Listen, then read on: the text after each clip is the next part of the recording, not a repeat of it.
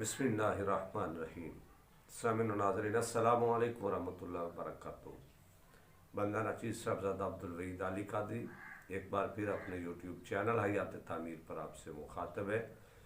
आप देख रहे हैं किस्त नंबर 4, शहद की मक्खी की किस्त नंबर 4। 3 पार्ट आपने मुलाज़ा फरमाए। यहाँ तक आपने गुफ्तगू मुलाज़ा फरमाई थी कि ज़ख़ीरा किए गए शहद की मिक़दार में भी इजाफ़ा होगा। इससे आगे गुफ्तगू मुलाज़ा फरमाएंगे। एक और बात जिसका ख्याल शहद की मक्खियाँ छत्ता बनाते वक्त रखती हैं, यह है कि छत्ते के खाने एक दूसरे की तरफ झुके हुए, इन खानों को दोनों अतराफ से 13 डिग्री बुलंद करके उन खानों को ज़मीन के मतवाजी होने से रोक लेते हैं। इससे शहद छत्ते के खाने के मुंह से बाहर निकल कर बहता नहीं। काम के दौरान कारकुन मक्खियां दायरों की शक्ल में एक दूसरे के साथ लटक जाती है और गोल बनाकर जमा हो जाती है। ऐसा करने से वो मोम बनाने के लिए ज़रूरी हरारत मुहैया करती है। उनके पेटों में जो छोटी छोटी बोरियां होती हैं, उनमें से शिफाफ माए निकलता है जो बाहर बह बहकर मोम की पतली तयों को सख्त कर देता है। शहद की मक्खियों की टांगों पर छोटे छोटे फंदे बने हुए होते हैं जिनकी मदद से वो मोम जमा करती है। वो इस मोम को अपने मुंह में डाल लेती हैं, उसे चबाती और नरम करती रहती है, यहां तक उसे खानों की शक्ल में डाल लेती हैं। काम की जगह के लिए खास दर्जा हरारत को यकीनी बनाने के लिए शहद की मक्खियां मिलजुल कर काम करती हैं ताकि मोम नरम और लोचदार रहे। एक और बात भी काबिल तवज्जो है। शहद के छत्ते की तामीर ऊपर वाले हिस्से से शुरू होती है और नीचे की जानब 2 या 3 अलग-अलग कतारों में साथ साथ जारी रहती है। जब शहद के छत्ते का एक टुकड़ा 2 मुखालिफ सिमतों में वसी होता है तो सबसे पहले उसकी 2 कतारों का सबसे निचला हिस्सा आपस में मिल जाता है। यह अमल एक हैरत अंगेज हम आंगी और नज़्म व तरतीब के साथ तकमील तक पहुंचता है।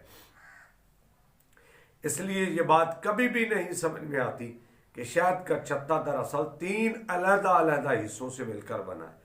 छत्ते के टुकड़े जिनकी तामीर मुख्तलिफ सिमतों में बैक वक्त शुरू हुई थी, इस कदर बेहतरीन तरीके से मुनज़्ज़म और तरतीब के साथ रखे जाते हैं कि उसकी तामीर में सैकड़ों मुख्तलिफ ज़ाविये होने के बावजूद ये एक वाहिद मरबूत टुकड़ा नजर आता है।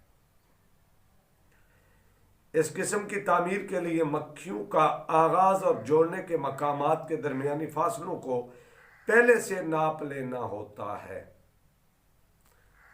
और फिर इसके मुताबिक खानों की लंबाई चौड़ाई का तयन करना होता है। हजारों शहद की मक्खियां इस किस्म की सही पैमाइश किस तरह कर सकती? हकी हैरान कुन बात है। इस बात ने सियासतदानों को हमेशा मुतासर की है। यकीनन ये बात करीने कयास मालूम नहीं होती कि ये शहद की मक्खियों का काम हो सकता है जिसे इंसान बड़ी मुश्किल से कर सकता है। इसमें इस कदर तंजीमी नज़ाकत और जुज़ियात शामिल होती हैं कि यह नामुमकिन है कि यह मक्खी आज खुद इस तरह का काम सर अंजाम दे सके। अल्लाह पाक कुरान पाक में फरमाता है, वफ़ी खल्क़िकुम वमा यबुस्सु मिन दाब्बतिन आयतुल लिक़ौमिन युक़िनून। और तुम्हारी अपनी पैदाइश में और इन हैवानात में जिनको अल्लाह फैला रहा है ज़मीन में बड़ी निशानियां हैं उन लोगों के लिए जो यकीन लाने वाले हैं। सूरत जासिया। अल्लाह अकबर। तो फिर वो इसे कैसे कर सकती हैं? ایک ارتقا پسند تو کہے گا کہ شہد کی مکھی ایسا اپنی جبلت کی بنا پر کرتی ہے، تاہم وہ جبلت کیا ہے جو ہزاروں مکھیوں کو ایک ہی وقت مخاطب کرتی اور پھر ان سے ایک مجموعی کام کرا لیتی۔ اگر ہر مکھی اپنی اپنی جبلت پر عمل کر کے ایسا کرتی تب بھی یہ کافی نہ تھا، اس لیے کہ جو کچھ ان کو کرنا ہے اسے انہوں نے اپنی اپنی جبلت کے مطابق کرنا ہے تاکہ مطلوبہ حیران کو نتیجہ برآمد ہو سکے۔ اس لیے انہیں کسی ایسی جبلت کی ہدایت موصول ہونی چاہیے جو کسی بے مثال منبع سے آ رہی ہو۔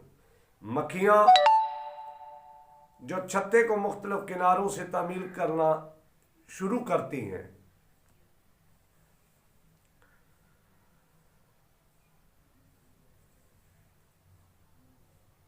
وہ جو چھتے کو مختلف کناروں سے تعمیر کرنا شروع کرتی ہیں اور پھر ان کو اس طرح باہم جوڑتی ہیں کہ درمیان میں کہیں کوئی خلا باقی نہ رہ جائے اور تمام کے تمام خانے 6 ضلعی ڈھانچے میں بن جائیں۔ یقیناً جبلتی پیغامات ایک ہی منبع سے موصول کر رہی ہوں گی۔ جبلت کی اصطلاح جو اوپر استعمال ہوئی صرف ایک نام ہے، جیسا کہ قرآن پاک کی سورۃ یوسف کی 40ویں آیت میں ذکر کیا گیا ہے۔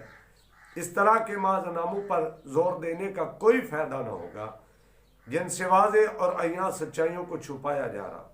شہد کی مکھیاں ایک بے مثال سرچشمے سے رہنمائی پاتی ہیں اور پھر وہ ایسے کام کر جاتی ہیں جو اس کے بغیر وہ کبھی نہ کر سکتی تھی۔ یہ یقیناً ایک جبلت کا کام نہیں ہے، جو ایک ایسی اصطلاح ہے جس کی کوئی تشریح نہ ہو۔ جو شے ان شہد کی مکھیوں کی رہنمائی کرتی ہے وہ تو وہی ہے جس کا ذکر سورۃ النحل میں کیا گیا ہے۔ دراصل یہ چھوٹے چھوٹے جانور تو اس پروگرام کو نافذ کرتے ہیں جو اللہ نے خاص طور پر ان کے لیے بنایا ہے۔ یہاں تک آپ نے آج کی گفتگو کو ملاحظہ فرمایا۔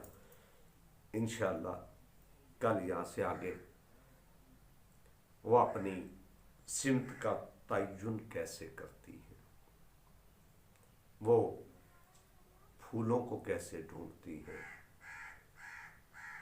اس کے بارے میں آپ اگلی ویڈیو میں ملاحظہ فرمائیں گے۔ تب تک مندانہ چیز کو اجازت دیں۔ السلام علیکم ورحمۃ اللہ۔